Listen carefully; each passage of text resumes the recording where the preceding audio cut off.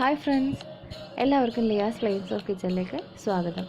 ഇന്ന് ഞാനൊരു ഏത്തപ്പഴം കണ്ടിട്ടുള്ളൊരു ഈവനിങ് സ്നാക്കായിട്ടാണ് വന്നിരിക്കുന്നത്. ഏത്തപ്പഴത്തിൻ്റെ ഒരു ബോൾ, ബനാന ബോൾസ്. ഇതിന് വേണ്ടത് 3 ആവിയിൽ വേവിച്ചെടുത്ത ഏത്തപ്പഴം. നല്ലവണ്ണം പഴുത്ത ഏത്തപ്പഴമാണെങ്കിൽ അത്രയും നല്ലത്. അത് നന്നായി ഒന്ന് ഉടച്ചെടുക്കുക.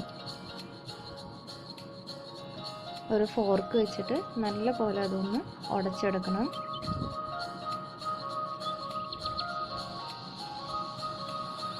ഇതിലേക്ക് ആവശ്യമായത് ഏലക്ക, ചെറിയ ജീരകം, തേങ്ങ, പഞ്ചസാര, ഗോതമ്പ് പൊടി ആൻഡ് അത് നമുക്കൊന്ന് മുക്കി പൊരിച്ചെടുക്കാൻ ആവശ്യമായ ബ്രെഡ് ക്രംസ്. പാൻ ചൂടായതിനു ശേഷം അതിലേക്ക് 2 ടേബിൾ സ്പൂൺ നെയ്യ് ഒഴിച്ചു കൊടുക്കുക.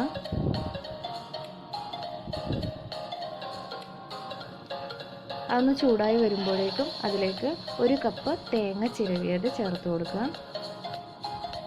ആവശ്യമെങ്കിൽ നെയ്യ് നമുക്ക് പിന്നീട് ഒഴിച്ചു കൊടുക്കാം. അത് നന്നായി നെയ്യിൽ മൂപ്പിച്ചെടുക്കാം.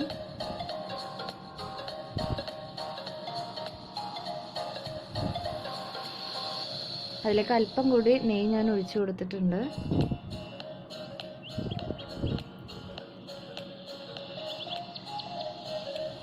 തേങ്ങയുടെ ആ ഒരു പച്ചമണം മാറുന്നത് വരെ നെയ്യിലൊന്ന് വാട്ടിയെടുക്കുക.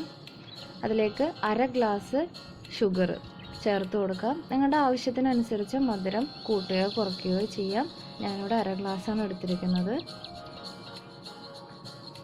അതൊന്ന് നല്ലപോലെ മെൽറ്റ് ആവുന്നത് വരെ നമുക്ക് തേങ്ങയിലൊന്ന് വാട്ടി കൊടുക്കാം.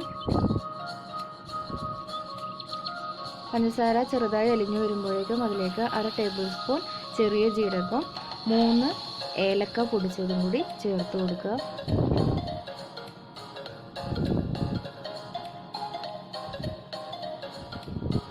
നന്നായി ഇളക്കി കൊടുക്കുക. ലോ ഫ്ലെയിമിൽ വെച്ചിട്ട് വേണം ഇതൊന്ന് ഫ്രൈ ചെയ്തെടുക്കാൻ. ഫ്രൈ അല്ല, അതൊന്ന് വാട്ടിയെടുക്കാനായിട്ട്. കാരണം അല്ലെങ്കിൽ തേങ്ങ പെട്ടെന്ന് കരിഞ്ഞു പോകാനുള്ള സാധ്യതയുണ്ട്. അതിലേക്ക് വേവിച്ച് വെച്ചിരിക്കുന്ന ഏത്തപ്പഴം ചേർത്ത് കൊടുക്കുക.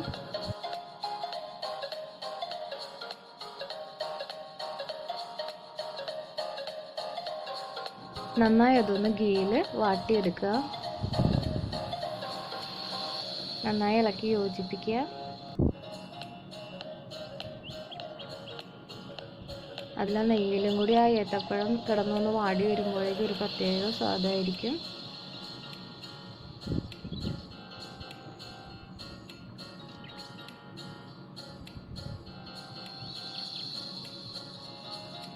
നന്നായി വാടി വന്നിട്ടുണ്ട്. ഇനി നമുക്കത് അടുപ്പത്ത് നിന്ന് വാങ്ങാവുന്നതാണ്.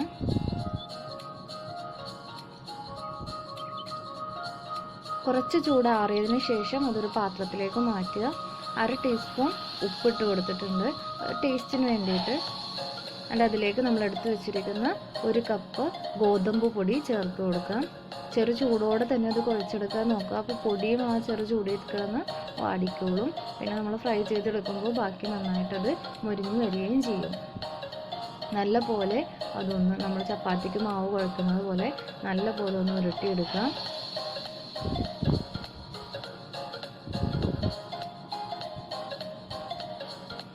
കയ്യിൽ ഞാൻ ചെറുതായിട്ടൊന്ന് ഓയിൽ തടവിയിട്ടുണ്ട്. അതിനുശേഷം അതിൽ നിന്നും ചെറിയ ഉരുളകളായിട്ട് നമുക്കെടുക്കാം. നല്ലൊരു ഷേപ്പിൽ അതൊന്ന് ഉരുട്ടിയെടുക്കുക. ഇതേപോലെ ഓരോ ബോൾസായിട്ട് നമുക്കത് മാറ്റിയെടുക്കാം.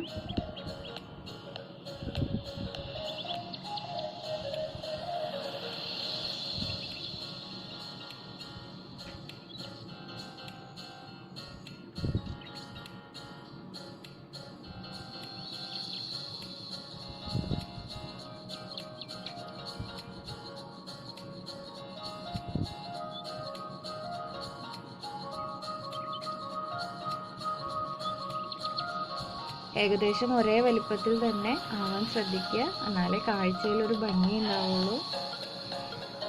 ഇനി അത് നമുക്ക് ഇതിലൊന്ന് ഡിപ്പ് ചെയ്തെടുക്കണം. ഓരോ ബോൾസും നല്ലപോലെ ബ്രെഡ് ക്രംസിൽ നമുക്ക് ഡിപ്പ് ചെയ്തെടുക്കാം. നല്ലപോലെ അതിൽ പറ്റുന്ന രീതിയിലായിരിക്കണം നമ്മളത് ഉരുട്ടിയെടുക്കേണ്ടത്. ആ സമയത്ത് നമുക്ക് ബോളിന് കുറച്ചും കൂടി ഒരു കട്ടി വരികയും നമുക്കത് നല്ലൊരു ഷേപ്പിൽ, റൗണ്ട് ഷേപ്പിൽ തന്നെ അതാക്കാൻ സാധിക്കുകയും ചെയ്യും. അതേപോലെ എല്ലാ ബോൾസും നമുക്ക് ഇതേപോലെ ബ്രെഡ് ക്രംസിൽ ഡിപ്പ് ചെയ്തെടുക്കാം.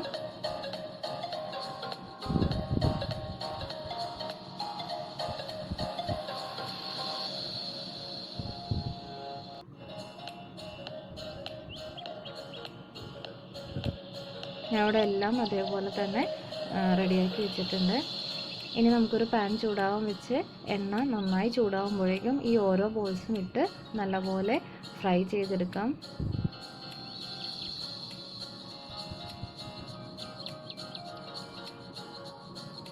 ഒരു മീഡിയം ഫ്ലെയിമിലിട്ടിട്ടാണ് ഞാനിതൊന്ന് ഫ്രൈ ചെയ്തെടുക്കുന്നത്. ഒരു സൈഡ് മുരിഞ്ഞു വരുമ്പോഴേക്കും അതൊന്ന് നമുക്ക് മറിച്ചിട്ട് കൊടുക്കാം.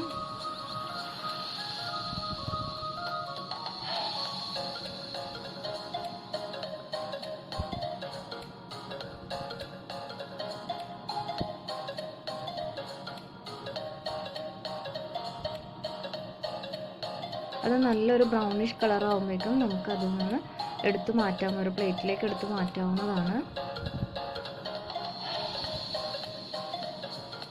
നമ്മുടെ easy and tasty banana balls ഇവിടെ റെഡി ആയിട്ടുണ്ട്. നല്ലൊരു ഈവനിങ് സ്നാക്കാണ്. ചൂടോടുകൂടി ചായനെ കൂട്ടി കഴിക്കാനായിട്ട് നല്ലൊരു ഈവനിങ് സ്നാക്കാണ്. എല്ലാവരും ട്രൈ ചെയ്ത് നോക്കുക. ട്രൈ ചെയ്ത് നോക്കിയിട്ട് ഇഷ്ടമാണെങ്കിൽ ഈ ചാനൽ ഒന്ന് സബ്സ്ക്രൈബ് ചെയ്യണേ, ലൈക്ക് ചെയ്യുക, നിങ്ങളുടെ ഫ്രണ്ട്സിനും കൂടി ഒന്ന് ഷെയർ ചെയ്യുക. കണ്ടോ, നല്ല ഉള്ളിലെല്ലാം നല്ല വെന്ത് നല്ല ടേസ്റ്റി ആയിട്ടുള്ളൊരു ബനാന ബോൾസാണ്. എല്ലാവരും ട്രൈ ചെയ്ത് നോക്കുക. Thank you.